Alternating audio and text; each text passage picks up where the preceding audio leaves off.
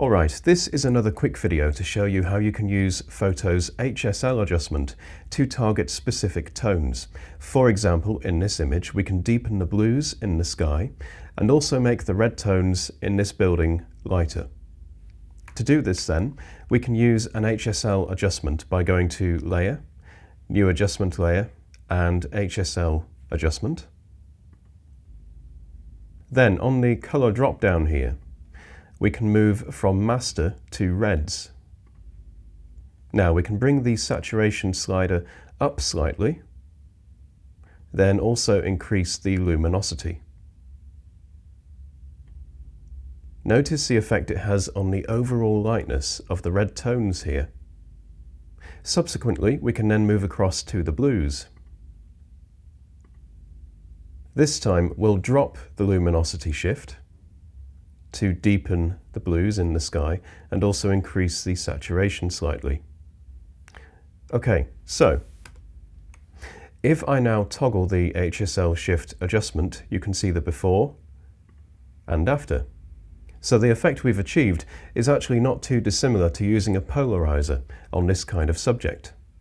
Now I will just get slightly sidetracked and point out the posterization in the sky here, because of how we've manipulated the blue tones on a compressed image.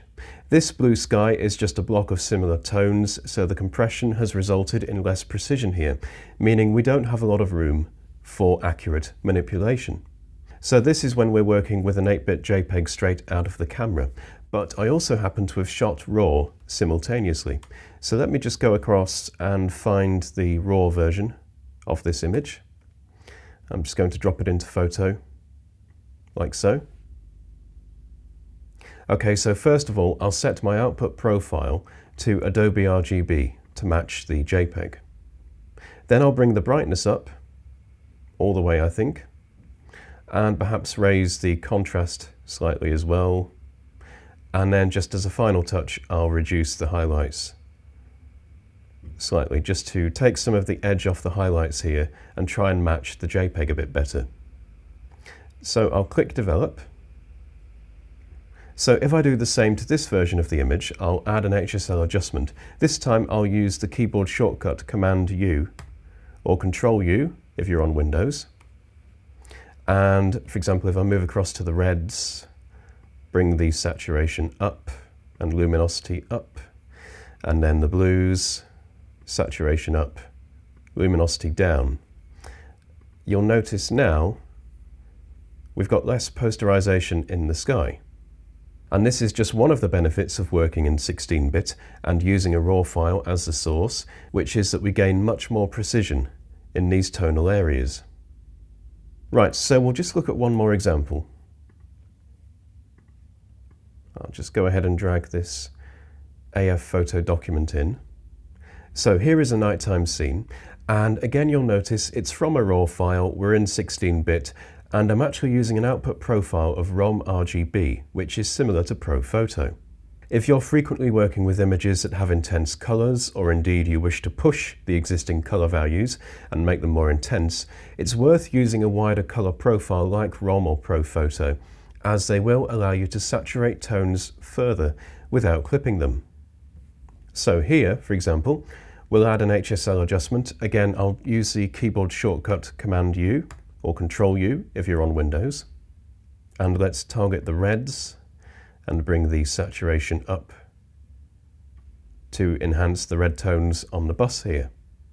Now, if we target yellows and bring the saturation down, we can achieve almost like a colour popping effect. Now, I'm not the greatest fan of colour popping, but I have to admit it does have its uses. Furthermore, we can target the cyans and bring the saturation up to enhance, perhaps not that much, to enhance the windows on the tram here. And now with blues, not only can we increase the saturation to deepen them, but also we can modify the hue shift here, so we can drag it to the right slightly and give these colours here more of a teal tone to them. Finally then, let's go to the greens and we'll increase the saturation on those to enhance the sign here. Okay, so we're nearly finished and I can close this dialog now. But as a result of increasing the green saturation, you'll notice we've got some ugly looking tones here. Now we can easily fix this by simply removing this area from the HSL Shift Adjustments mask. All we do is select the paintbrush tool here. Let's reduce the hardness for a soft edge brush. We'll increase the width of the brush using the right bracket key. And then across on the color panel, we just want to make sure our active color is black, which it is, that's good. Okay, so then all we need to do is just paint over these areas and they'll no longer be affected by our HSL adjustment. Okay, so I'll just switch back to the hand tool and then just fit to screen.